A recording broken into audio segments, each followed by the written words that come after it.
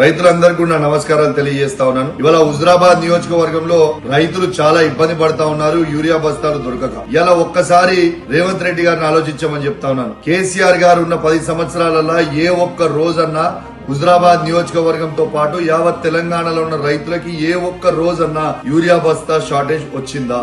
ఇవాళ ఎందుకు షార్టేజ్ వస్తా ఉంది? రేవంత్ రెడ్డి గారు రైతులని పట్టించుకోకపోవడం వల్ల ఇవాళ మళ్ళా రైతులని ఏ పరిస్థితులకు తీసుకొచ్చిందంటే, పాత కాంగ్రెస్ కాలంలో ఎట్లయితే చెప్పులు లైన్లో పెట్టుకొని నిలబడుతుండేనో, ఇలా వర్షం పడుతుంటే కూడా రైతులను లైన్లో నిలబెడుతుండేనో, అదే విధంగా ఇవాళ మళ్ళా పరిస్థితికి తెలంగాణని తీసుకొచ్చింది కాంగ్రెస్ ప్రభుత్వం, రేవంత్ రెడ్డి గారి ప్రభుత్వం. దీన్ని నేను తీవ్రంగా ఖండిస్తా ఉన్నాను. నేను హెచ్చరిస్తా ఉన్నాను రేవంత్ రెడ్డి గారిని, కాంగ్రెస్ ప్రభుత్వాన్ని. వెంటనే నా హుజురాబాద్ నియోజకవర్గంతో పాటు యావత్ తెలంగాణలో ఉన్న రైతులందరికీ కూడా యూరియా బస్తాలు వెంటనే అందించాలని డిమాండ్ చేస్తున్నాం. నా హుజురాబాద్ నియోజకవర్గం రైతుల పక్షాన రేవంత్ రెడ్డి గారు డిమాండ్ చేస్తా ఉన్నాను. వెంటనే వాళ్ళకి మీరు యూరియా బస్తాలు అందియాలి, లేకుంటే మీరు తీవ్రమైన పరిణామాలు ఎదుర్కొనే పరిస్థితి వస్తుందని హెచ్చరిస్తూ సెలవు తీసుకుంటా ఉన్నాను. జై తెలంగాణ, జై కేసీఆర్.